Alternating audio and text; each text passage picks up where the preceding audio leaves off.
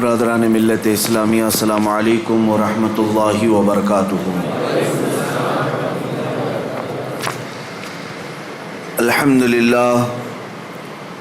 للہ وکفا وسلام علی حبیبہ المصطفیٰ، اما بعد فاعوذ باللہ من الشیطان الرجیم، بسم اللہ الرحمن الرحیم۔ وَأَمَّا مَنْ خَافَ مَقَامَ رَبِّهِ وَنَهَى النَّفْسَ عَنِ الْهَوَىٰ فَإِنَّ الْجَنَّةَ هِيَ الْمَأْوَىٰ، صدق اللہ مولانا العظیم۔ بارگاہ رسالت مآب صلی اللہ علیہ وسلم میں درود پاک کا ہدیہ پیش کریں۔ اللہم صلی علی سیدنا و مولانا محمد معدن الجود والکرم وآلہ واصحابہ الکرام وابنہ الکریم وبارک وسلم صلاة دائمة سرمدا ابدا۔ عزیزان گرامی وقار، آج بڑی خوشی و مسرت کا دن ہے کہ یہ مقدس گھر مسجد پاک ایک اللہ کے ولی سے منسوب مفتی اعظم ہند رضی اللہ تعالیٰ عنہ کی یادگار مسجد، جس کو کئی دنوں کی محنت شاقہ کے بعد سجا سنوار کر کے دلہن بنا دیا گیا ہے، اور ہم اپنی تیاریوں میں اور اپنے گھروں میں جب کبھی نئی تعمیر کرتے ہیں تو لوگوں کو بلا کر کے دعوت کرتے ہیں، کھانا کھاتے ہیں اور کھلاتے ہیں، اور اللہ کے گھر کو جب سجایا جائے تو حقیقی دعوت یہ ہے کہ ذکر کی غذا کھلا دی جائے۔ اللہ رب العزت کے ذکر سے مسجدوں میں بھر جاتی ہیں اور ان کا حق ادا ہوتا ہے، کیونکہ مساجد ذکر اللہ کے لیے ہی ہیں۔ قرآن میں اللہ فرماتا ہے وَمَنْ أَظْلَمُ مِمَّنْ مَنَعَ مَسَاجِدَ اللَّهِ أَنْ يُذْكَرَ فِيهَا اسْمُهُ، اس سے بڑا ظالم آدمی کون ہے جو اللہ کی مسجدوں میں اس کا ذکر کرنے سے روکتا ہے؟ وہ سب سے بڑا ظالم ہے، اللہ کی مسجدوں میں اسی کا ذکر کرنے سے روکتا ہے، یعنی ذکر کے لیے مسجد ہے۔ میں سب سے پہلے مبارکبادی پیش کرتے ہوئے آگے بڑھتا ہوں، آج چونکہ ہماری بڑے دنوں کے بعد یہ روحانی مجلس قائم ہے، آج ہمارے دلوں کے سکون اور قرار کا وقت ہے، ہماری آنکھوں کی ٹھنڈک وہ ذکر کی مجلس ہے، اور ہماری روح کی غذا وہ ذکر کی مجلس ہے۔ میں دیکھ رہا ہوں مجلس میں آج اکثر و بیشتر وہی چہرے نظر آ رہے ہیں جو مدینہ جامع مسجد میں ذکر کی مجلس میں ہوا کرتے تھے۔ وہ اس لیے موجود ہیں کہ بھوکے کو جب غذا مل جائے وہ اس علاقے میں پہنچ ہی جاتا ہے، اور ذکر کی عادت کھانے سے بھی زیادہ عزیز ہوا کرتی ہے۔ جو لوگ ان مجلسوں کے مسلسل حاضر باش رہے انہیں پتہ ہے کہ ان مجالس سے ہمارے دلوں میں کیسا قرار آتا ہے، کیسا اطمینان اور کیسا سکون ملتا ہے۔ آج کی اس مسجد پاک کو، یقیناً مسجدیں نماز سے آباد ہوتی ہیں، کسی نماز کی امامت کے بعد یہ مسجد کی دوبارہ یعنی تعمیر نو کے بعد مزین کرنے کے بعد افتتاح ہو جاتی ہیں، لیکن میں شکر گزار ہوں اہل محلہ کا اور ذمہ داران مسجد کا کہ سجا کر کے انہوں نے 4 چاند لگا دیے ذکر کی مجلس کا قیام کر کے، اور اللہ کریم اس مجلس کو سدا قائم رکھے۔ میرے عزیزو، میں نے قرآن عظیم کی ایک آیت تلاوت کی جو ہمارے ذکر کی مجالس میں خاص درس ہوا کرتا تھا، جلسوں میں بیان ہوتا ہے اور بھی دیگر جگہ پر تقریریں ہوتی ہیں، لیکن مجھے اندازہ ہے ذکر کی مجلس میں جو روحانیت ہوتی ہے وہ دلوں کے اندر اترتی ہے،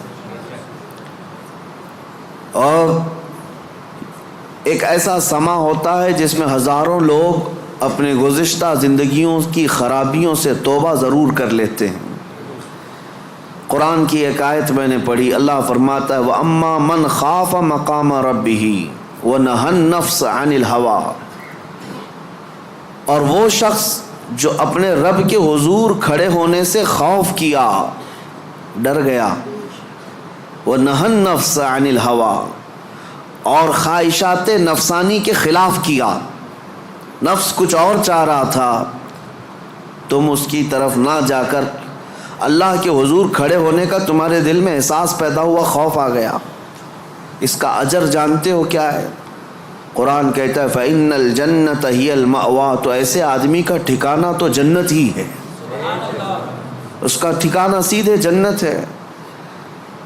خواہشات نفسانیہ یہ ہر ایک کو دی گئی ہیں، یہ انسان کے ساتھ ساتھ چل رہی ہیں، اسی سے جنگ ہماری پوری کنٹینیو موت تک چلتی رہتی ہے۔ دنیا میں دوست بھی بنتے ہیں، دشمن بھی بنتے ہیں، دوست چھوٹ سکتے ہیں اور دشمن ختم بھی ہو سکتے ہیں، لیکن تمہارا نفس تمہاری موت تک ساتھ رہتا ہے، ہر گھڑی ساتھ رہتا ہے۔ وہ نفس ہمارے ساتھ ہے جس نے شیطان کو بھی گمراہ کیا۔ آپ سوچ سکتے ہیں ہر برے کام میں ہم یہ کہتے ہیں کہ شیطان نے بہکا دیا، شیطان نے بہکا دیا، یہی کہتے ہیں۔ نماز نہیں پڑھے شیطان ورغلایا، بہکایا، صبح نماز میں نہیں آئے شیطان سلا دیا۔ مجھے یہ بتاؤ آدم علیہ السلام کو سجدہ کرنے سے جو شیطان نے انکار کیا اس کو کس نے منع کیا؟ ساری دنیا کو شیطان بہکاتا ہے تو شیطان کو کون بہکایا؟ تو محدثین فرماتے ہیں یہ نفس امارہ ہے جو ہر ایک کے ساتھ ہے، یہ شیطان کو بھی ہرا سکتا ہے، وہ شیطان کو بھی شکست دیتا ہے، وہ سب کے ساتھ ہے، وہ سب کے ساتھ ہے۔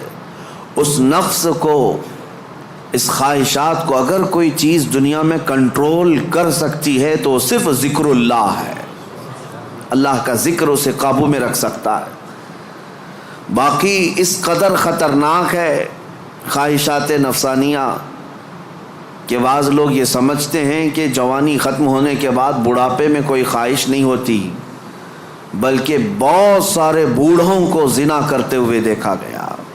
اور میرے آقا صلی اللہ علیہ وسلم فرماتے ہیں روئے زمین کے سب سے بدترین لوگ ہوں گے وہ جن کی طرف قیامت کے دن اللہ نظر بھی نہیں فرمائے گا۔ کچھ لوگوں کے بارے میں حدیث میں ہے قیامت کے دن رب تعالیٰ ان کی طرف نظر بھی نہیں فرمائے گا۔ یہ کون لوگ ہیں جو بڑھاپے میں بھی جا کر گناہ نہ چھوڑ سکے؟ اور وہ کون سے بوڑھے ہیں جو بڑھاپے میں بھی نہیں چھوٹ سکے ان سے گناہ؟ یہ وہی لوگ ہیں جو خواہشات نفسانی کے غلام تھے۔ مولا علی کرم اللہ وجہہ الکریم فرماتے ہیں اللہ نے ہر ایک کے ساتھ نفس بھی دیا، عقل بھی دیا۔ نفس کیا ہے؟ تمہارے خواہشات، اور عقل تمہیں فیصلہ کر کے بتاتی ہے۔ لیکن حضرت علی کرم اللہ وجہہ الکریم فرماتے ہیں جس کا نفس عقل پر غالب آ گیا اس آدمی سے زندگی میں کبھی خیر نہیں ہوگی، وہ کوئی صحیح فیصلہ نہیں لے سکے گا۔ جس کا نفس اس کی عقل پر غالب آ گیا، اور جس نے اپنے نفس کو ہرا دیا، شکست دیا، تو اس کی عقل اتنی پاورفل ہوتی ہے کہ وہ ہزاروں کو زیر و زبر کر سکتا ہے اور دنیا کے بڑے فیصلے لے سکتا ہے۔ جس نے اپنے نفس کو کنٹرول میں رکھا، اپنے خواہشات کو اپنے تابع رکھا، خود اس کا غلام نہیں بنا۔ میرے عزیزو، قرآن کی ایک آیت میں آپ کو بتاتا ہوں، کتنا بڑا لفظ اللہ تعالیٰ نے قرآن میں فرمایا، توجہ کتنا بڑا لفظ ہے یہ، ارأیت من اتخذ الہہ ہوا، اے محبوب کیا آپ نے نہیں دیکھا کچھ لوگ ایسے ہیں جنہوں نے اپنی خواہشات کو اپنا خدا بنا لیا۔ معبود، الہ کا مطلب ہے معبود، جس کی عبادت کی جائے اس کو کیا کہتے ہیں؟ معبود۔ اور قرآن کہتا ہے کچھ لوگ ایسے ہیں جنہوں نے اپنے نفس کو، اپنی خواہشات کو اپنا معبود بنا لیا۔ یہ قرآن کی آیت ہے، 2 جگہ آئی ہے۔ اب اتنا بڑا لفظ نفس کے لیے اللہ فرما رہا ہے کہ کئی لوگوں نے اس کو بت بنا لیا، اپنا معبود بنا لیا۔ کیوں؟ اس لیے کہ یہ وہی کرتے ہیں جو ان کا نفس چاہتا ہے، تو گویا کہ اس کی عبادت کر رہے ہیں، خواہشات کی پیروی کر رہے ہیں۔ نفس صبح اٹھا گناہ کی طرف کھینچا، آپ چل پڑے گویا کہ اس کی عبادت میں لگے ہوئے ہیں۔ کبھی تو اسے شکست دو، کبھی تو اسے ہراؤ۔ رات کے وقت گناہوں کے اڈوں پر جانے کی جیسی خواہش ہوتی ہے، کیا اپنے آپ کو مارتے ہو؟ میں تمہیں بتاؤں، خواہشات تو بہت دور کی بات ہے، گناہوں کی خواہشات بہت دور کی بات ہے۔ سیدنا ابو بکر شبلی رحمۃ اللہ تعالی علیہ سلسلہ قادریہ کے بڑے مشہور بزرگ ہیں، جن کے نام سے ہم شجرے میں پڑھتے ہیں، بہر شبلی شیر حق دنیا کے کتوں سے بچا۔ وہ حضرت ابو بکر شبلی جب رات کے وقت عبادت کے لیے آتے تھے تو اپنی آنکھوں میں نمک کا سرما لگاتے تھے۔ کیوں؟ صرف اس لیے کہ نیند اگر آئی تو گویا کہ میں اپنی خواہش کا غلام ہو گیا، اپنے رب کا نہیں۔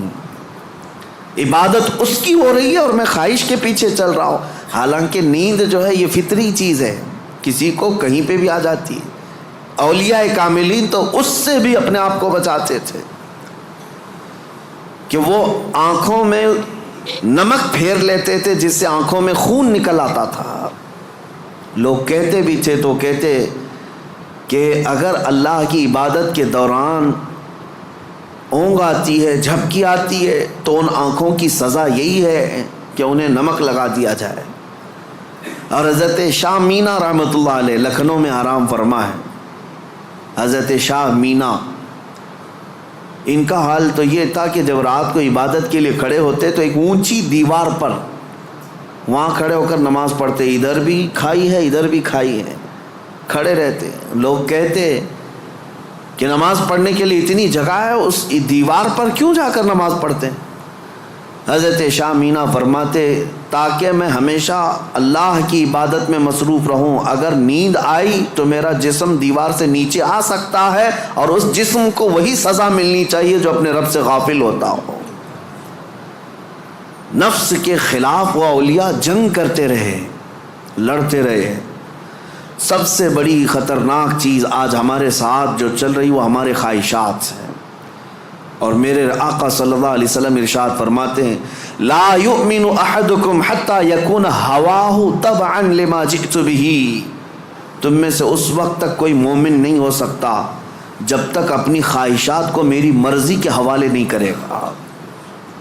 تم ویسا جب تک نہیں کرو گے جیسا رسول اللہ چاہیں تب تک تم مومن نہیں ہو۔ تم وہ کرتے ہو جیسا تم چاہتے ہو، تمہاری مرضی، تمہاری خوشی، تمہیں جو اچھا لگا وہ کرنے لگے۔ یہ مومن کامل کی علامت نہیں۔ مومن کامل وہ ہے جو اپنی زندگی میں وہ کرے جو رسول پسند کرے، ان کی مرضی کے مطابق۔ میرے عزیزو، خواہشات یہ لامتناہی سلسلہ ہے، نہ ختم ہونے والا سلسلہ ہے۔ کسی بھی خواہش کا کوئی اینڈ نہیں ہے، کر کے دیکھ لو۔ تمہیں اگر دولت کی خواہش پریشان کرتی ہے تو کماؤ کماؤ کماؤ، کہاں تک جاؤ گے؟ کبھی بھی پیٹ نہیں بھر سکتا۔ نبی پاک صلی اللہ علیہ وسلم ارشاد فرماتے ہیں قبر کی مٹی ہی اس کا پیٹ بھر سکتی ہے۔ کسی بھی خواہش کا اینڈ نہیں ہے دنیا میں، جو خواہشات ہیں۔ مال کی خواہش، میں یہ نہیں کہہ رہا کہ کسی کو مال کمانا ہی نہیں چاہیے، ارے میاں زندگی گزارنے کے لیے ہر ایک کو کمانا ہے، ہر ایک کو کمانا ہے، لیکن میں جس چیز کی مذمت کر رہا ہوں غلام بن کر کے پیچھے بھاگنا۔ جیسے فارسی میں کہا گیا ہے خوردن برائے زندگی اس نہ کہ زندگی برائے خوردن۔ کھانا جو ہے تمہاری زندگی کے لیے ہے، پوری زندگی کھانے کے لیے نہیں ہے۔ فرق دونوں میں سمجھ رہے آپ؟ مال تمہاری زندگی گزارنے کے لیے ضروری ہے، لیکن پوری زندگی مال کے لیے نہیں ہے۔ لیکن خواہشات کبھی ختم نہیں ہوتی۔ شہوت کی خواہشات، نفس جیسے جنسی عمل کے ذریعے سے اپنے جسم کو سکون پہنچانے کی کوشش کرتا ہے، وہ خواہشات بھی کبھی ختم نہیں ہوتی، کبھی ختم نہیں ہوتی۔ اگر اس نے اپنے اس گھوڑے کو، نفس کے گھوڑے کو آزاد چھوڑ دیا تو وہ کہیں پر بھی اس کی خواہشات جا کر رکتی نہیں، نہ وہ ایک عورت پر صبر کر سکتا ہے، نہ 10 عورتوں پر، نہ 100 عورتوں پر۔ اگر اس نے اپنے خواہشات کے اس گھوڑے کی لگام نہیں پکڑی تو کہیں اینڈ نہیں ہے اس کا، کہیں اینڈ نہیں ہے۔ مرنے کے وقت بھی یہ خواہشات اسے گناہ کی طرف لے جا سکتی ہیں۔ یہ شرمگاہ کی خواہشات اور زبان کی جو خواہشات ہیں، چٹکارا جس کو کہتے ہیں، لذت، اس کا بھی کوئی اینڈ نہیں۔ میں نے ایک ایسے صاحب کو بھی دیکھا، ان کے بیٹے میرے ساتھی تھے، وہ تو مذاق میں کہتے تھے کہ ان کے باپ ICU میں تھے، جس دن ان کا انتقال ہونا تھا اس دن بھی وہ بریانی منگوا رہے تھے ICU میں۔ تو یہ تو ایک نارمل سی بات تھی، ہنس کر کے وہ کہہ رہے تھے، لیکن وجہ یہ تھی کہ وہ ایڈکٹ تھے بریانی کے، کھانے کے، گوشت کے۔ تو ایک لمٹ ہوتی ہے کسی آدمی کی، لیکن اگر اس نے خواہشات کو آزاد چھوڑا تو وہ کہیں پر بھی جا کر نہیں رک سکتا، نہ ICU، نہ آپریشن، نہ کوئی چیز، اسے کوئی چیز نہیں روک سکتی سوائے موت کے۔ موت آنے تک وہ اپنی خواہشات میں ڈوبا رہے گا، ڈوبا رہے گا۔ خواہشات ایک سمندر ہے، وہ ختم نہیں ہوتا کبھی۔ اسی لیے میرے عزیزوں، جتنا کم ہو سکے سمیٹ لو اپنے آپ کو۔ دنیا تمہیں ہاتھ پاؤں مارنے سے کتنی مل سکتی ہے، کتنی مل سکتی ہے، مجھے بتاؤ۔ تم زیادہ سے زیادہ کس قدر اپنے آپ کو دنیا میں خوش رکھ سکتے ہو ان خواہشات کو پورا کر کے؟ کبھی نہیں۔ گناہوں میں یہ تمہیں ایسا برباد کر کے رکھیں گے خواہشات کہ تمہارے جسم مفلوج ہو جائیں گے۔ ایک دن موت کا وقت آئے گا، سارے درد تمہارے نکل رہے ہوں گے، دنیا سے جا رہے ہوں گے، لیکن ہزاروں داغ چھوڑ کر جا رہے ہوں گے زمین پر، اور اسی زمین میں دفن ہونا ہے۔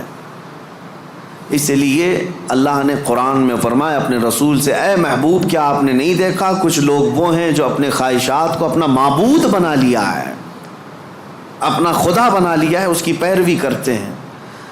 اب کرنا کیا چاہیے؟ ان خواہشات کا قتل جتنا ہو سکے اس کے خلاف جانا ہوگا۔ ظاہر سی بات ہے، یہ رات کے وقت ذکر کی طبیعت کس کی چاہتی ہے؟ وہ لوگ جن پر اللہ فضل فرمائے، ورنہ اکثر کا جسم آرام چاہتا ہے، دنیا کی طرف جسم کھینچتا ہے، لیکن تم نے اس کو ٹھکرایا اور اللہ کے ذکر کو اپنایا۔ یہ آپ نے اپنے خواہشات کے خلاف کیا ہے۔ اس کے اجر میں کیا ہے؟ سیدھے قرآن کہتا ہے جنت اس کا ٹھکانہ ہے، جنت اس کا ٹھکانہ ہے۔ حضور پاک صلی اللہ تعالیٰ علیہ وسلم فرماتے، جانتے ہو اپنے صحابہ سے اللہ کو سب سے زیادہ پسندیدہ چیزیں کیا ہیں؟ اللہ سب سے زیادہ کیا چیز پسند کرتا ہے بندوں میں؟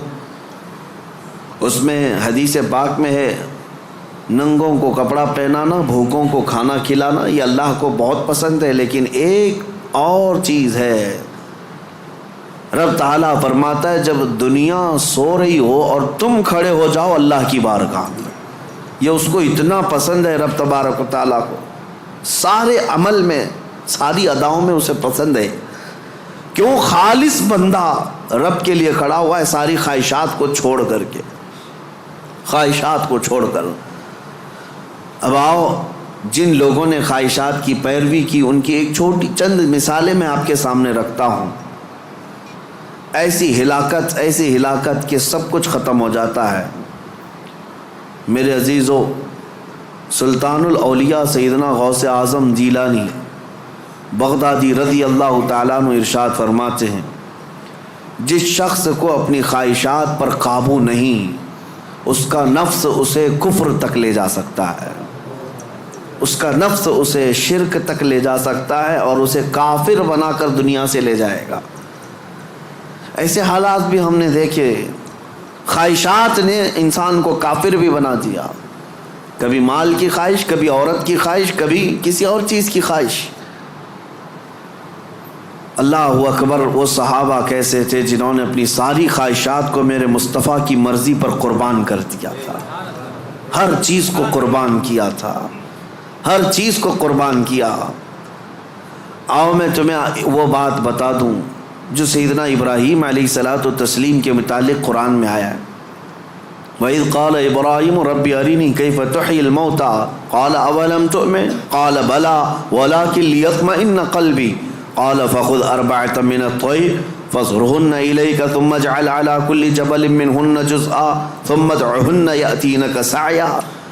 قرآن کہتا ہے ابراہیم علیہ السلام نے ایک بار اللہ کی بارگاہ میں ذکر کیا کہ مولا تو مرے ہوئے لوگوں کو دوبارہ کیسے زندہ کرتا ہے؟ اللہ نے پوچھا کیا ابراہیم تمہیں اس بات پر یقین نہیں ہے؟ عرض کیا مولا یقین ہے لیکن آنکھوں سے دیکھنا چاہتا ہوں. تو مردے زندہ کیسے کرتا ہے؟ رب تعالیٰ نے فرمایا 4 پرندے لے لو، ان کو ذبح کرو، ان کا گوشت پورا قیمہ بنا کر مکس کر لو، اور 4 پہاڑوں پر تھوڑا تھوڑا سب کا گوشت رکھ کر کے آؤ، اور پھر ان پرندوں کے نام لے کر پکارو، وہ اڑتے ہوئے آئیں گے. حضرت ابراہیم علیہ السلام نے 4 پرندے لیے، ایک کوا، ایک مرغا، ایک کبوتر اور ایک مور. ان 4 پرندوں کا ذکر ہے، کوا، کبوتر، مرغا، مور. یہ 4 پرندے ذبح کیے، سب کا گوشت مکس کیا اور 4 پہاڑوں پر رکھ کر آئے اپنی جگہ پر. ان کی سب کی منڈیاں ان کے پاس تھیں، سر ان کے پاس تھے. پکارا ان پرندوں کا نام لے کر، ہوا میں وہ قیمہ اڑتا گیا، اپنے اپنے جسم سے ملتا گیا اور آ کر اپنے اپنے سر سے جڑ کر پورا پرندہ بنا. قرآن پاک میں یہ ہے واقعہ. سبع سنابل شریف میں میر عبد الواحد بلگرامی رحمۃ اللہ علیہ اس واقعے کو لکھ کر کے اب ارشاد فرماتے ہیں، کیا کبھی تم نے یہ سوچا کہ ابراہیم علیہ السلام نے وہ 4 پرندے کیوں لیے؟ کون سے؟ کوا، کبوتر، مرغا، مور. یہی 4 پرندے کیوں لیے؟ انہی کو ذبح کیوں کیا؟ اور رب تعالیٰ کی قدرت کا مشاہدہ کرنا تھا. مری ہوئی چیز کو زندہ دیکھنا، آنکھوں سے مشاہدہ کرنا، یہ معمولی چیز تو نہیں ہے. اللہ کی قدرت کو دیکھنا ہے اپنی آنکھوں سے. یہ دیکھنے کے لیے کیا کیا ابراہیم علیہ السلام نے؟ 4 چیزوں کو ذبح کیا، اور وہ 4 خاص پرندے ہیں. تو حضرت عبد الواحد بلگرامی فرماتے ہیں 4 پرندوں کی 4 خصوصیت ہے. 4 پرندوں کی 4 خصوصیت. کوا، اس کی خصوصیت لالچ ہے. کوا لالچی بہت ہے، اس کا پیٹ کبھی بھرتا نہیں، کبھی پیٹ نہیں بھرتا، اس کے اندر لالچ زیادہ ہے. اور مرغا، مرغے کے اندر شہوت زیادہ ہے، مادہ کے لیے، اپنی عورتوں کے لیے شہوت بہت زیادہ ہے مرغے کے اندر. اور تیسرا کبوتر، کبوتر کے اندر دوستی کرنے کی عادت بہت ہے. سارے پرندوں میں جلدی دوستی یہی کرتا ہے، جلدی مانوس ہوتا ہے، فرینڈ بنانا یہ کبوتر کی عادت. چوتھا مور، مور کو اپنی خوبصورتی دکھانے کی خواہش بہت زیادہ ہے، نمائش، دکھاوے کی عادت اس کو بہت زیادہ ہے. جب 4 لوگ کھڑے ہوں گے اپنے پر کھول کر کے ناچتا رہے گا، اس کی خوبصورتی دیکھو. اب حضرت میر عبد الواحد فرماتے ہیں 4 پرندوں کی خصوصیتیں پتہ ہے؟ کوے کی لالچ، مرغے کی شہوت، کبوتر کی دوستی اور مور کی نمائش. فرماتے ہیں حقیقت میں ابراہیم علیہ السلام نے جانوروں کو ذبح نہیں کیا، ان کے اندر موجود بری عادتوں کو ذبح کیا. ابراہیم علیہ السلام نے کوے کو نہیں لالچ کو ذبح کیا، مرغے کو نہیں شہوت کو ذبح کیا، کبوتر کو نہیں بلکہ ایرے غیرے کی دوستی کو ذبح کیا، مور کو نہیں دکھاوے کو ذبح کیا. اور جب بندہ یہ 4 بری عادتوں کو ذبح کرتا ہے، مولا اس کو اپنی قدرت کے مشاہدے کراتا ہے. رب تبارک و تعالیٰ کی قدرت کے وہ مناظر دیکھ سکتا ہے. مردوں کو زندہ کیسے کیا جاتا ہے یہ دکھایا جائے گا. اس آیت میں ایک بہت بڑی عبرت کی بات ہے کہ اللہ کے نبی کو یہ حکم دیا گیا. اس طرح میرے عزیزو، اگر ہمارے اندر موجود یہ خواہشات، یہ سب کا تعلق خواہشات سے، لالچ، شہوت، دوستی اور ریاکاری، سب کا تعلق نفس سے ہے. یہ سب کا تعلق نفس سے ہے. لالچ کو ختم کر لو، شہوت کو ختم کر لو، کنٹرول میں رکھو، اور دوستی کے لیے بہت سارے لوگوں کو برا لگ رہا ہوگا، کیا دوست نہیں بنانا چاہیے؟ یقیناً دوست بناؤ، میں آپ کا دوست ہوں، آپ میرے دوست ہیں۔ یہ دوستی کس بنیاد پر ہماری بنی ہے؟ صرف اور صرف اللہ اس کے رسول کی بنیاد پر۔ جو دوستی اس بنیاد پر بنی ہو وہ دوستی جنت تک لے جائے گی، اور جو دوستی صرف حرام کاریوں کی بنیاد پر بنی ہے، قیامت کے دن کچھ لوگ تو بیچارے یوں ہی جا رہے ہوں گے دوزخ میں، وہ کچھ کیے نہیں تھے، وہ یوں ہی جا رہے تھے۔ کیوں؟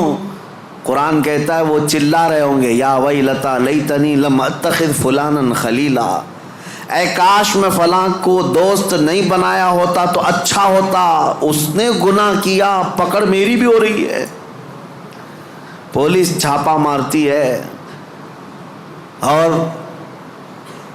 جو گناہوں میں ملوث ہے یا غیر قانونی کاموں میں ملوث ہے اس کو تو دھر دبوچتی تو ہے ہی ہے، لیکن پھر کنیکشن دیکھتی ہے کس کے ساتھ، یہ کس کے کانٹیکٹ میں تھا، پھر ٹریک کیا جاتا ہے، کہاں ٹریک کر کے اٹھاتے رہتے ہیں۔ ابھی ہمارے علاقے میں 6 مہینے پہلے کچھ وائلیشن ہوا تھا جس میں پکڑتے 150 تک کو لے کے گئے، صرف اس لیے کہ مین آروپی جو کام کیا تھا اس کو انہوں نے موبائل میں ادھر ادھر فارورڈ کیا تھا، یا صرف دیکھ کر کے اپنے پاس محفوظ کیا تھا۔ گناہ میں برابر کے شریک دنیا میں سمجھے جا رہے ہیں۔ تو دوستی میرے عزیزو یہ خواہشات پر اگر ہے تو یہ جہنم میں لے جانے والی ہے، اور ریاکاری یہ بھی بہت خطرناک چیز ہے۔ جس نے ریا کیا، دکھاوے کے لیے کوئی بھی کام کیا، قیامت کے دن سب اس کے منہ پر مار دیا جائے گا۔ اب آؤ خلاصہ میں آپ کو بتاؤں، خواہشات کو اگر کنٹرول پر نہ رکھا گیا تو سنو 2 روایتیں میں آپ کو بتاتا ہوں۔ اگر انسان اپنے خواہشات کو کنٹرول میں نہ کیا تو وہ جانور سے زیادہ ذلیل ہوتا ہے۔ یہاں تک کہ بزرگوں نے لکھا ہے کہ وہ اپنی ماں سے زنا کر سکتا ہے اور بیٹی سے بھی زنا کر سکتا ہے اگر اس نے خواہشات کو اپنے قابو میں نہیں رکھا۔ وہ سب کچھ کر سکتا ہے، اور ہوا ہے دنیا میں اور ہو بھی رہا ہے۔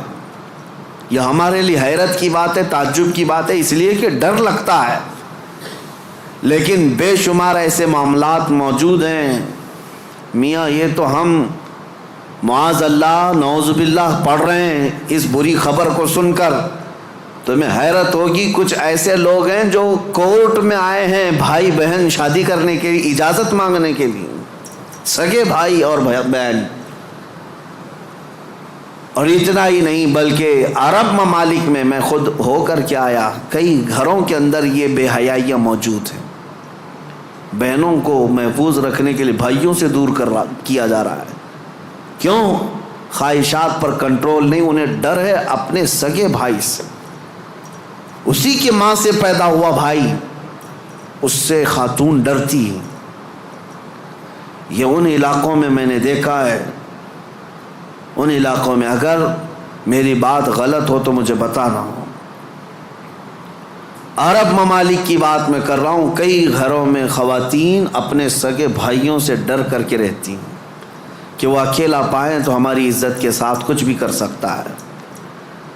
اللہ کی پناہ، یہ کب ہوتا ہے؟ جب خواہشات کے گھوڑے کو آزاد کر دیا جائے۔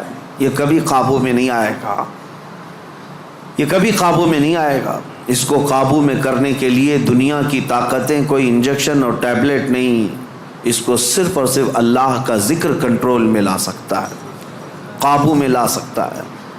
جب تم اللہ کے ذکر میں شامل ہو جاؤ یا خود سے کرو، نفس اپنے خواہشات سے باہر نکلتا ہے اور تمہارے دل کے اندر ایک قرار اور سکون آتا ہے۔ تم توبہ بار بار کرتے رہو گے اور اس سب سے نکلنے کی بار بار خواہش کرتے رہو گے، اور اس کو چھوڑ دو، دیکھو کتنے خواہشات جنم لیتے ہیں، کتنے خواہشات جنم لیتے ہیں۔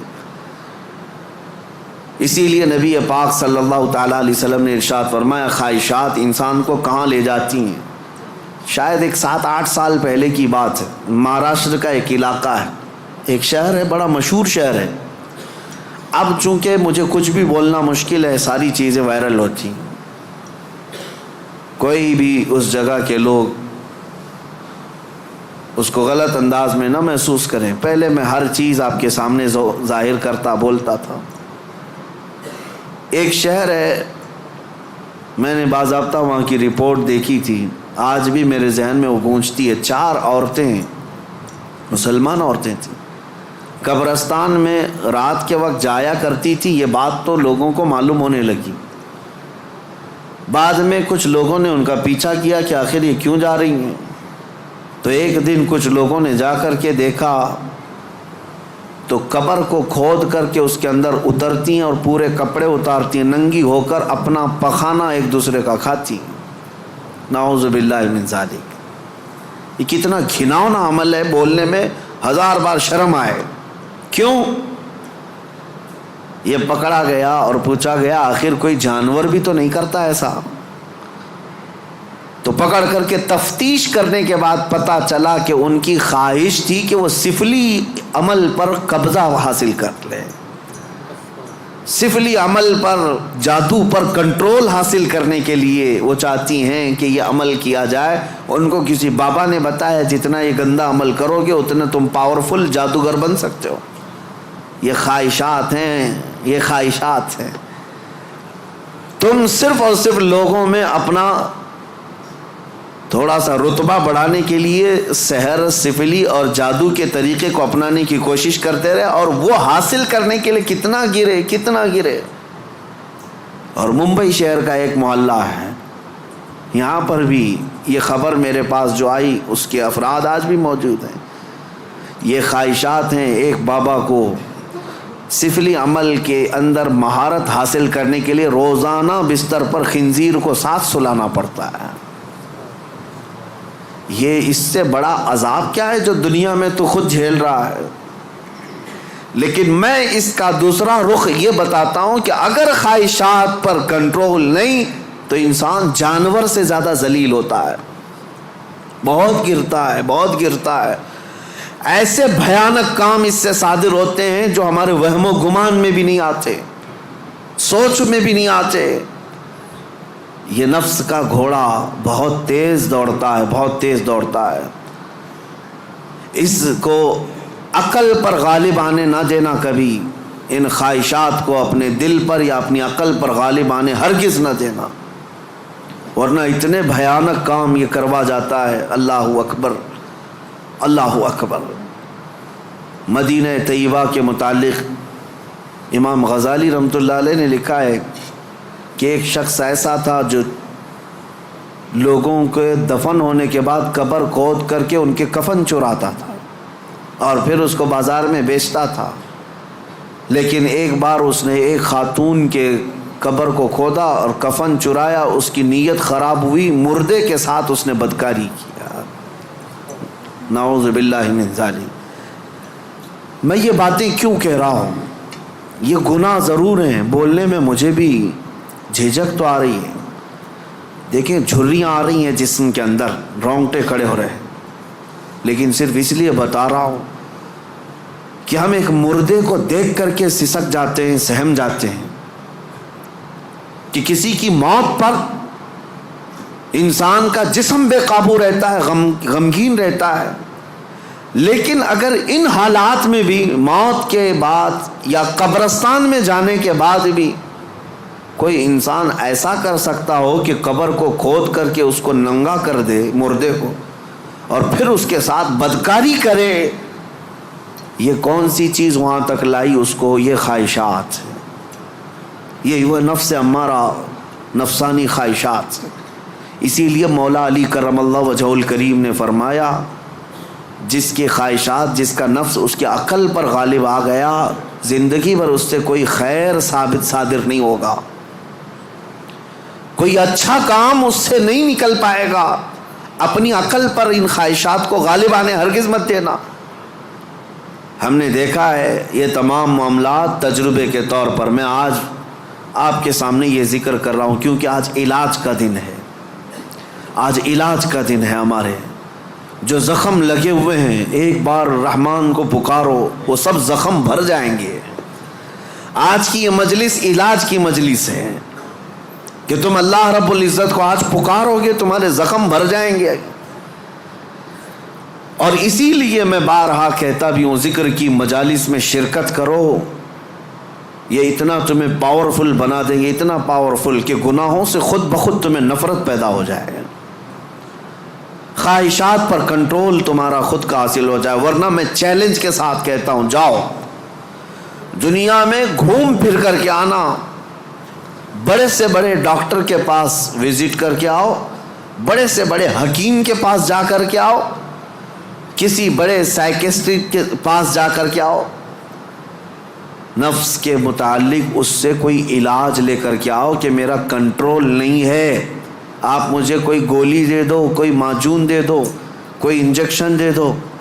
ہو سکتا ہے تمہیں نیند کی گولی تو دے دے, ہو سکتا ہے تمہیں وہ مکمل ختم کرنے کی دوا تو دے دے, لیکن تمہارے کنٹرول, خواہشات کو کنٹرول کرنے کی کوئی دوا ہی نہیں دے سکتے.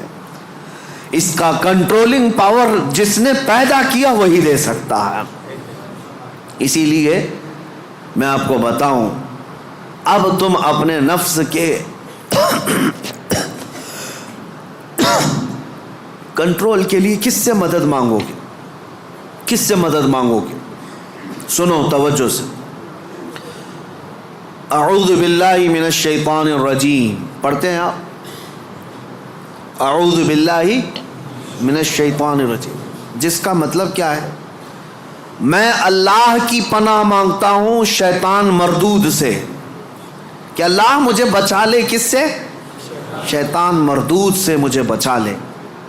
یا آپ کس سے پناہ مانگ رہے, کس کی بارگاہ میں پناہ مانگ رہے؟ اللہ کی بارگاہ میں, کہ مولا تو مجھے پناہ دے دے.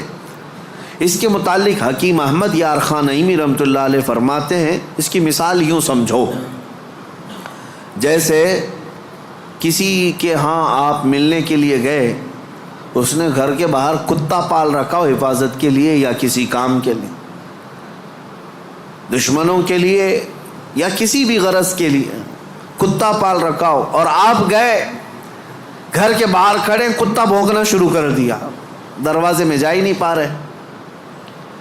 آپ اس کتے کو کنٹرول کیسے کرو گے؟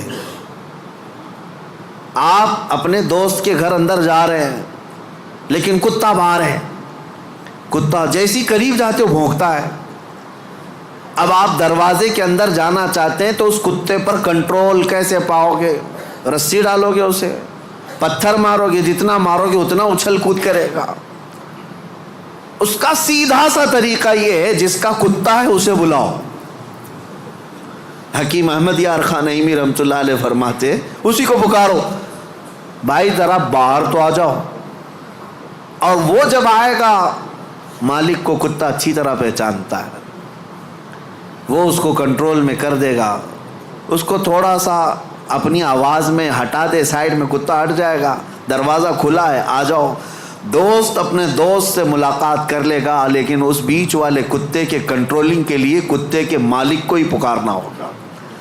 اسی لیے حکیم احمد یار خان نعیمی رحمۃ اللہ علیہ فرماتے ہیں نفس ایک کتا ہے جو تمہیں تمہارے رب کے دروازے پر جانے سے پہلے بھونکتا ہے, دروازے میں کھڑا ہو جاتا ہے, نہیں جانا مسجد, نہیں جانا اس ذکر پر, نہیں جانا ان محافل میں. اس کتے پر کنٹرولنگ کیسے حاصل ہوگا؟ فرمایا گیا اسی لیے تم اس کتے کے مالک رب ذوالجلال کو ہی پکارو. پیدا تو اسی نے کیا ہے, رب تبارک و تعالیٰ نے پیدا کیا ہے, اور وہی تمہیں اس پر قبضہ بھی دے گا. اسی کے متعلق فرمایا گیا اللہ نے پہلے ہی قرآن پڑھنے سے پہلے حکم کیا دیا, یہ پڑھو اعوذ باللہ من الشیطان الرجیم, میں اللہ کی پناہ مانگتا ہوں شیطان مردود سے. آج ہم اسی لیے اس مسجد میں آئے بھی ہیں. میں نے نفس کے متعلق جو باتیں ذکر کی, یقیناً نفس نے بہتوں کو اندھا کر دیا, بہتوں کو برباد کیا, بہتوں کو گمراہ کیا, کئی کو کافر کیا. جو کفار و مشرکین ہیں نا, وہ صرف نفس کی سنتے ہیں, اگر حقیقت میں وہ تمام مشاہد اور مناظر میرے رب ذوالجلال کی قدرت کے نفس کو چھوڑ کر کے دیکھتے تو ایمان ضرور لاتے, ایمان ضرور لاتے. وہ نفس کی پیروی کر رہے ہیں اور نفس کی خواہشات لوگوں کو کافر بنائے رکھی ہے. وہ نہیں آ پاتے اس طرف۔ اب میں بات کو سمیٹتے ہوئے اس بارگاہ میں لے چلتا ہوں جس مصطفیٰ کریم نے نفس سے بچنے کے لیے اپنے صحابہ کی تربیت کیسے کی تھی۔ یقیناً وہ ماحول کو ہم دیکھتے ہیں، روح تڑپ جاتی ہے۔ سیدنا ابو بکر صدیق رضی اللہ تعالیٰ، اللہ اکبر، وقت کے خلیفہ ہیں، حضور پاک صلی اللہ علیہ وسلم کے بعد خلافت کے تخت پر، لیکن اپنے نفس کے خلاف کرنے کے لیے، خواہشات کے خلاف جانے کے لیے، کھانے پر کنٹرول، سونے پر کنٹرول، ہر چیز پر کنٹرول۔ اتنی غربت کا ماحول تھا کہ سارے صحابہ نے بیٹھ کر کے مشورہ کیا کہ خلیفہ کا کوئی وظیفہ جاری کریں، تنخواہ، ورنہ وہ بھوکے رہ جائیں گے۔ تو بیت المال سے ان کا وظیفہ جاری کیا گیا۔ اتنا تھا وظیفہ کہ اس سے ان کا صرف مہینے بھر کا گھر چلتا تھا، باقی کچھ بھی نہیں آتا تھا۔ ایک دن ان کی بیوی نے کہا کہ خلافت کے کاموں سے تھک جاتے ہو، کبھی گھی روٹی بھی تو کھا لیا کرو، کبھی گھی کھا لو، کبھی روٹی کھا لو، شہد کھا لو۔ حضرت ابوبکر صدیق نے کیا کہا جانتے ہیں؟ اتنے پیسے کہاں ہیں کہ گھی اور شہد خرید سکوں؟ کون؟ خلیفۃ المسلمین۔ تو ان کی بیوی کہتی ہیں آپ مت گھبرائیں، میرے پاس ہے، میں دیتی ہوں، جائیے آپ گھی اور شہد خرید لائیے۔ کہا تمہارے پاس ہیں، لاؤ۔ بیوی لے آئی، ایک پوٹلی میں پیسے جمع تھے۔ کہا یہ لیجیے، آپ بازار جائیے، گھی اور شہد خرید لائیے۔ حضرت ابوبکر صدیق نے پوچھا اتنے پیسے تیرے پاس کہاں سے آئے؟ تو ان کی اہلیہ نے کہا جو ماہانہ وظیفہ آپ کا آتا ہے، تنخواہ آتی ہے، مہینہ بھر کا خرچہ چلاتی ہوں، تھوڑا تھوڑا بچا کر کے رکھتی ہوں کہ برے وقت میں کام آ جائے۔ حضرت ابوبکر صدیق نے وہ پوری پوٹلی اٹھائی اور لے جا کر کے بیت المال میں جمع کیا اور کہا یہ میری ضرورت سے زیادہ آتا ہے، اسی لیے میرے گھر میں بچ جا رہا ہے، آج سے میرا وظیفہ کم کر دو۔ خواہشات کے خلاف کھڑے ہونے والوں میں پوری دنیا میں اگر کوئی مثال ہے تو صرف رسول اللہ کے صحابہ کی مثال ہے، صرف رسول اللہ کے صحابہ۔ ایک حضرت نعمان بن مقرن ہے، ایک بادشاہ کے دربار میں گئے، حضور کی طرف سے سفیر بن کر کے گئے تھے، قاصد۔ تو بادشاہ کو جب پتہ چلا شاہ عرب مصطفیٰ کریم صلی اللہ علیہ وسلم کا ایک قاصد آ رہا ہے، اس نے سونے کی کرسی لگا دی اور ریشم کا قالین بچھایا۔ میرے عزیز و صحابہ، حضور کے ساتھ ہوتے تو وفاداری، حضور اگر دور ہوتے تو بھی وفاداری۔ اس مجمع میں گئے جہاں پورے کے پورے اغیار ہیں، کوئی مسلمان نہیں تھا، تو اپنی تلوار سے وہ قالین پھاڑتے ہوئے چلے گئے، ہٹا دیا، اور کرسی جو سونے کی تھی اس کو پاؤں سے مار کر گرا دیا، کہا میرے لیے عام سی کرسی لاؤ۔ تو بادشاہ کہنے لگا اب تک میں نے اتنا شاندار رسپیکٹ استقبال کسی کا نہیں کیا جتنا ان کا کیا، کتنا غرور ہے تمہیں، کتنا تکبر ہے۔ حضرت نعمان نے کہا غرور و تکبر ہم میں نہیں تم میں ہے، غرور و تکبر کی وجہ سے نہیں۔ میرے مصطفیٰ کریم صلی اللہ علیہ وسلم نے فرمایا ریشم کا استعمال مرد کے لیے حرام ہے، سونے کا استعمال مرد کے لیے حرام ہے، اور جو میرے مصطفیٰ نے حرام فرمایا پوری دنیا میرے پاس لا کر رکھو، میں ٹھوکر ماروں گا۔ یہ ہے خواہشات کے خلاف کھڑا ہونا، ورنہ ہوتا کیا ہے، دنیا نہیں دیکھ رہی، ہمارا ماحول نہیں ہے، چلو کمپرومائز کر لو، آج یہاں مل رہا ہے۔ کچھ لوگ تو یہی سوچ کر کے ایسی محفلوں میں جا کر بیٹھتے ہیں جن محفلوں میں بیٹھنا ایک غلام رسول کو کبھی زیب نہیں دیتا۔ شرابیوں کی محفل میں بیٹھ گئے، کبابیوں کی محفل میں بیٹھ گئے، تمہارا کام نہ اصلاح کا ہے نہ تبلیغ کا ہے، پھر بھی جا کر کے ایسوں کے درمیان بیٹھ گئے، کیوں؟ کوئی دیکھ تھوڑی نہ رہا ہے، کوئی دیکھ تھوڑی نہ رہا ہے۔ اور کبھی کن کفار و مشرکین کے بیچوں بیچ بیٹھ گئے گپیں لگاتے ہوئے، اور پھر یہ سوچتے کوئی دیکھ تھوڑی نہ رہا ہے، بیٹھا تو بیٹھا لیکن ان کی حرکتیں بھی کرنے لگ گئے۔ ایک صاحب، اور ویسے تو بہت سارے ہیں، خواہشات ان کو کہاں تک لے جاتی ہے، خاص طور پر نیتا گیری کرنے کے وقت سب بھول جاتے ہیں دین کیا ہے، اسلام کیا ہے، میرے مصطفیٰ کی تعلیمات کیا ہے۔ چند لوگوں کو راضی کرنے کے لیے اور ایک کرسی کی خواہش کے لیے کسی بھی مورتی کے سامنے ناریل بھی چڑھا دیں گے, حکم بھی لگا دیں گے, سب کر لیں گے. اور پھر وہ یہ سوچتے ہیں تھوڑا سا کر لینے سے کیا ہوگا. وہ رسول اللہ کے صحابہ بادشاہوں کے دربار میں کھڑے ہو کر کے بھی کمپرومائز نہیں کرتے تھے. تو محلے گلی کوچے کی کرسیوں کے لیے دین بیچ جاتے ہیں. یہ خواہشات پر کنٹرول نہ ہو تو آدمی ہر چیز کا غلام ہے, ہر چیز کا غلام ہے. نیند کا غلام, مال کا غلام, عورت کا غلام, معاشرے کا غلام. یہ ساری حرکتیں جو آج نوجوان کرتے ہیں غلام ہیں, یہ غلام ہیں. بہت سارے کام اس لیے کرتے ہیں کہ نہیں لوگ کیا بولیں گے. تم لوگوں کے غلام ہو, لوگوں کی خواہشات کے مطابق جینا چاہتے ہو, اس لیے تو بہت ساری چیزیں تمہارے آڑے آ جاتی ہیں.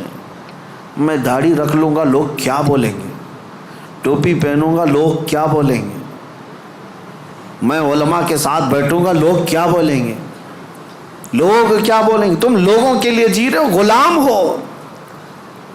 کئی ایسے ہیں جن کی غلامی کبھی ختم نہیں ہوتی. تم اللہ اس کے رسول کے لیے جیو. ان خواہشات سے باہر نکل آؤ, ان خواہشات سے باہر نکل آؤ. عزیزان گرامی وقار, ان خواہشات کو ختم کرنے کے لیے اگر کوئی سب سے پاورفل علاج ہے تو وہی میں نے کہا اللہ کا ذکر ہے. اللہ کا ذکر. قرآن کہتا الا بذکر اللہ تطمئن القلوب. آگاہ ہو جاؤ, اللہ کے ذکر سے دلوں کو سکون ملتا ہے.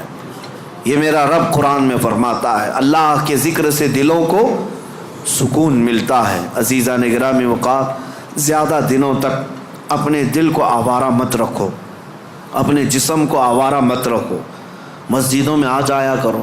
جمعہ میں بھی اس وقت تم پہنچتے ہو جب رکعت باندھ رہے ہوتے امام, تھوڑی دیر پہلے آ جایا کرو مسجدوں میں. خطبہ عربی میں سنتے ہیں تو دل پر وہ بات لگتی جاتی ہے, اگرچہ تمہیں سمجھ میں نہیں آتی لیکن میل دھلتا جاتا ہے. جمعہ میں بھی تاخیر سے آتے ہو اور پھر سلام پھیرنے کے بعد بھاگ جاتے ہو. تھوڑی دیر کھڑے ہو جاؤ, میرے مصطفیٰ کی بارگاہ میں سلام تو پیش کر لو. جب کھڑے ہو جاؤ گے سلام کے لیے, یقیناً رسول اللہ تمہیں تمہارے باپ کے نام سے پہچانتے ہیں. تمہاری طرف سے سلام آ رہا ہے تو کیا میرے مصطفیٰ جواب نہیں دیں گے؟ ادھر سے اگر جواب آیا تمہارے سلام کا تو یقیناً تمہارے دل کی صفائی ہے اس میں. ان محفلوں سے کب تک تم بھاگتے رہو گے؟ مسجدوں میں کبھی وقت سے پہلے آ جاؤ. حضور پاک صلی اللہ علیہ وسلم نے ایک چیز بیان فرمائی, وہ میں آپ کے سامنے رکھتا ہوں. منافق اور مومن کی پہچاننے کا طریقہ کیا ہے؟ حضور فرماتے ہیں منافق مسجد میں سب سے لیٹ آتا ہے اور سب سے جلدی بھاگتا ہے. مسجد میں سب سے تاخیر سے آتا ہے اور سب سے جلدی بھاگ جاتا ہے. اسی لیے مجھے ڈر لگتا ہے. آپ کو بھی خوف ہونا چاہیے کہ منافقوں کی فہرست میں ہمارا نام نہ آ جائے. دیکھتے رہتے ہیں ابھی ٹائم ہے, ابھی ٹائم ہے, ابھی ٹائم ہے, لاسٹ مومنٹ پر پہنچیں گے اور پھر ادھر ختم ہوتے ہی بہت سب سے پہلے بھاگیں گے. حدیث پاک میں ہے منافق کی علامت ہے. اور پھر دوسری علامت منافق کی کیا ہے؟ حضور فرماتے ہیں بازار میں بہت جلدی جاتا ہے اور بہت دیر کے بعد بازار سے نکلتا ہے. کافی دیر تک شاپنگ مال میں وقت گزارے گا, اس کا دل لگتا ہے وہاں پر, مارکیٹ میں شاپنگ مال میں گھومتا رہے گا.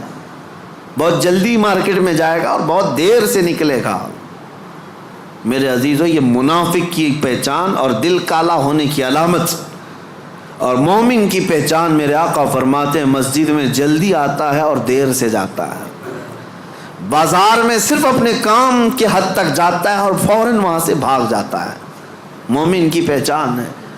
اس لیے میری یہ نصیحت ہے نوجوانوں کو کہ یہ ذکر کی مجلس قائم کرو. زیادہ دیر تک اپنے دل کو آزاد مت چھوڑو, زیادہ دیر تک دل کو آزاد مت چھوڑو, ورنہ یہ خواہشات تمہیں بہت دور تک لے جائیں گے. دل بوجھل ہو جائے گا, دل سخت ہو جائے گا, دل کالا ہو جائے گا. دیکھنا زمانہ ہو گیا آنکھیں روتی نہیں آج اللہ کی یاد میں. رب تبارک و تعالیٰ کی یاد میں روتے ہو کبھی؟ دل سخت ہو گیا ہے. حضور پاک صلی اللہ علیہ وسلم کی جدائی اور ان کی دوری کبھی تمہیں رلاتی ہے؟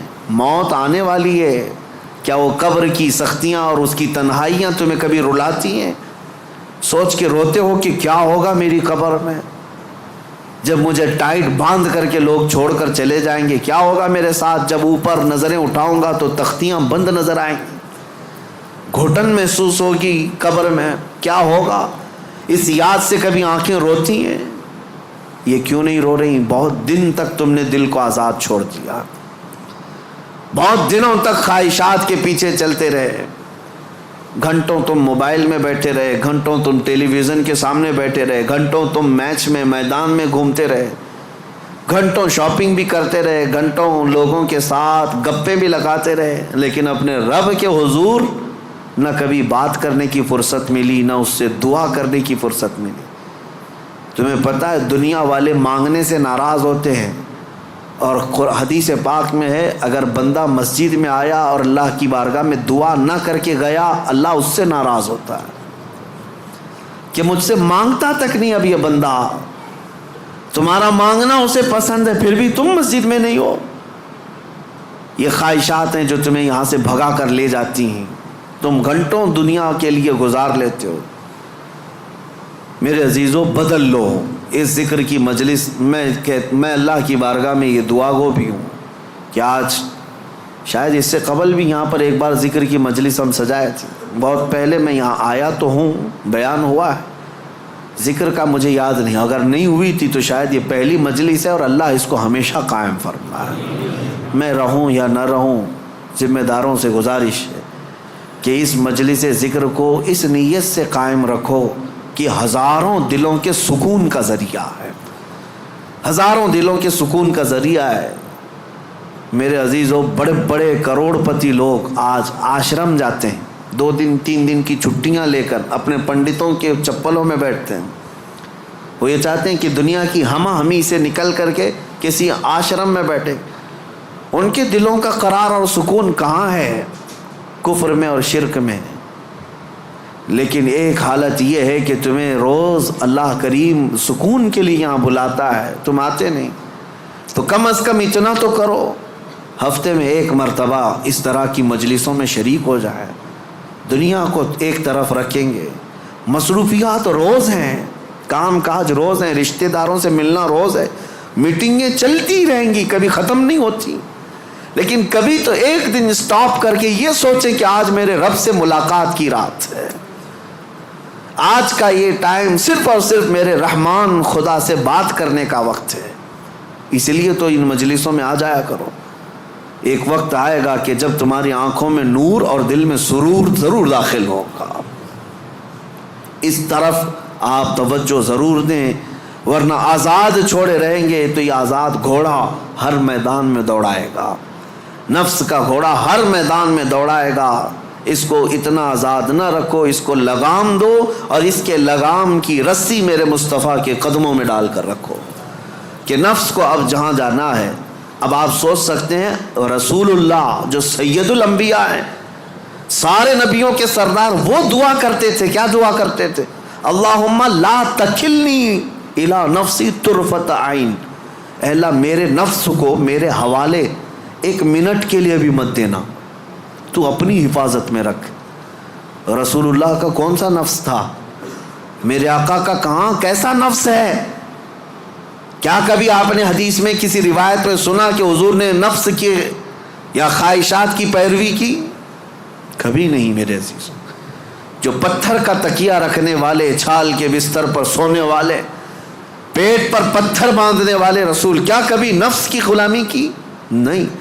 اس کے باوجود اللہ کی بارگاہ میں دعا یہ کرتے تھے، مولا میرے نفس کو میرے حوالے مت کرنا 1 منٹ کے لیے بھی، پلک جھپکنے کے برابر بھی، تو اپنی حفاظت میں رکھ۔ اور ہم جیسوں کو کیا کہنا چاہیے؟ اگر ہم اپنے نفس کی حفاظت اللہ کے حوالے نہ کریں تب تو یہ اتنی تباہی مچائے گا، اتنی تباہی مچائے گا، سوچ بھی نہیں سکتے۔ آؤ آج ذکر کی مجلس ہے، ہم اپنے نفس کو، اپنی خواہشات کو رحمان کے حوالے کرتے ہیں اور عہد کرتے ہیں دل میں کہ مولا میں آج توبہ کے لیے آیا ہوں، توبہ کے لیے آیا ہوں۔ مجھے ایک محفل یاد ہے، ایک بندہ جو کافی دنوں تک کئی الگ الگ قسم کے کاموں میں مصروف تھا، ہماری ذکر کی مجلس شروع ہوئی، ذکر کی مجلس میں آیا، اور ذکر کی مجلس میں جب پہلے ہمارے ہاں بدھ کے دن ذکر ہوتا اور جمعرات کو روزہ رکھتے.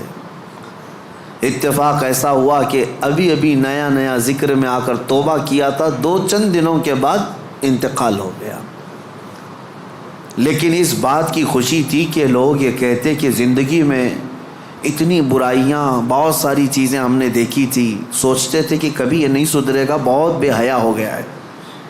لیکن یہ کس کو معلوم تھا کہ اس کی موت کو ابھی 4 دن بچے ہیں، اس سے پہلے وہ ذکر کی مجلس میں آیا ہے اور توبہ کر کے اب رب تعالیٰ کے حضور جانا چاہتا ہے. یہ میرے مولا کا کتنا بڑا احسان ہے.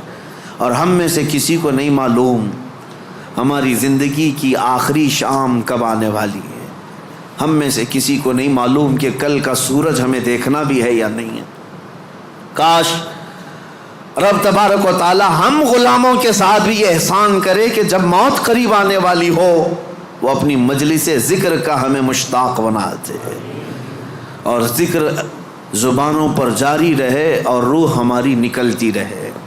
جس کی دی ہوئی روح تھی اسی کا نام لیتے ہوئے اسی کے دربار میں جائیں تو میرے عزیزو زندگی وصول ہو گئی، زندگی وصول ہو گئی. لیکن کچھ کو تو دیکھا گیا برسوں نماز پڑھتے رہے، شیطان غالب آیا، نفس غالب آیا اور ایسی بے حیائیوں میں لگ گئے اور گناہوں پر ان کی موت آئی. یہ بھی ہے، میرے آقا نے فرمایا تقدیر کا لکھا غالب آ جاتا ہے. آخر وقت کس کا کس طرح سے آتا ہے پتہ نہیں. لگے رہو ان مجلسوں سے اور اپنے دل کو صاف کرنے میں لگے رہو.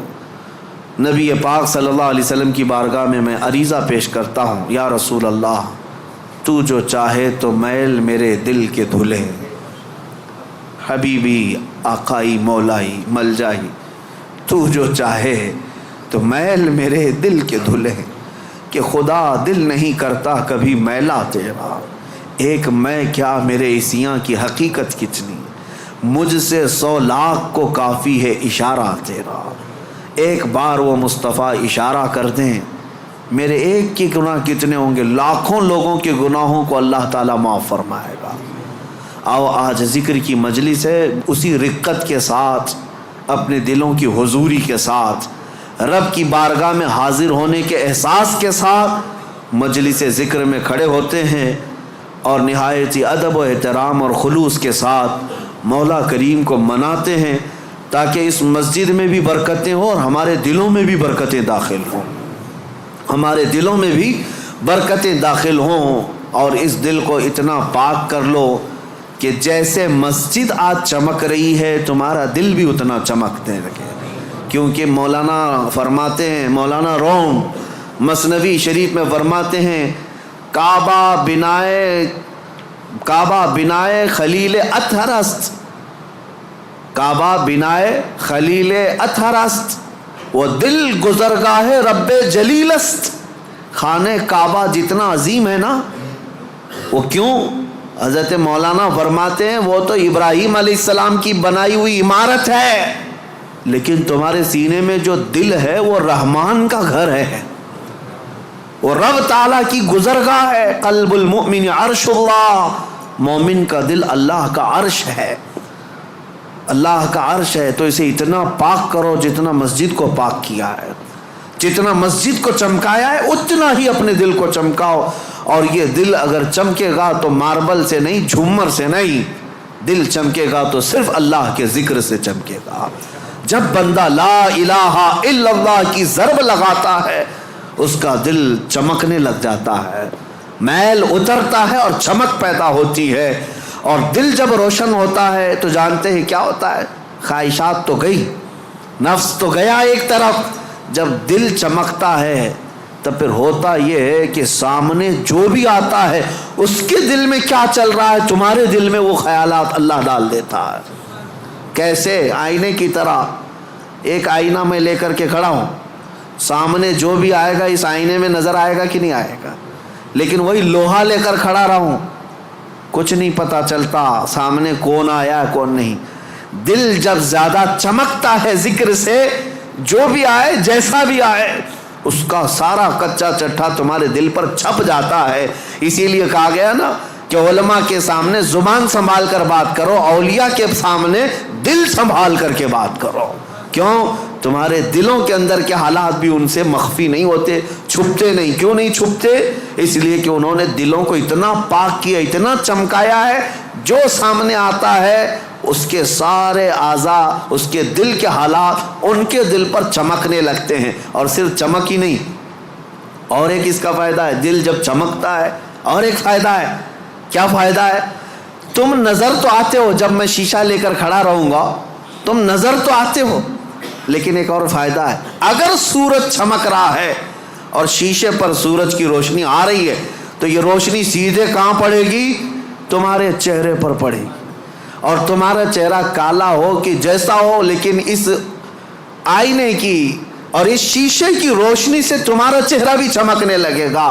یہی اولیاء کی مثال ہے کہ ان کے دل شیشے کی مانند چمک رہے ہوتے ہیں، اور آفتاب رسالت میرے مصطفیٰ کا سورج ان کے دل پر چمک رہا ہوتا ہے، اس کی روشنی اولیاء کے دلوں پر آتی ہے، اور جو قریب آتا ہے اس کا چہرہ بھی اس سے چمک جاتا ہے۔ جو قریب آتا ہے اس کا دل بھی چمکتا ہے، چہرہ بھی چمکتا ہے۔ صحبت کا اثر اسی لیے زیادہ اثر کرتا ہے، ان لوگوں کی صحبت میں وقت گزارو جن کا دل چمکتا ہے۔ اور اخیر میں اب دل کے چمکانے کے لیے دعا اعلیٰ حضرت نے ہمیں یہی سکھائی، بارگاہ مصطفیٰ میں چمک تجھ سے پاتے ہیں سب پانے والے، میرا دل بھی چمکا دے چمکانے والے، برستا نہیں دیکھ کر ابر رحمت، بدوں پر بھی برسا دے برسانے والے۔ وآخر دعوانا الحمدللہ رب العالمین۔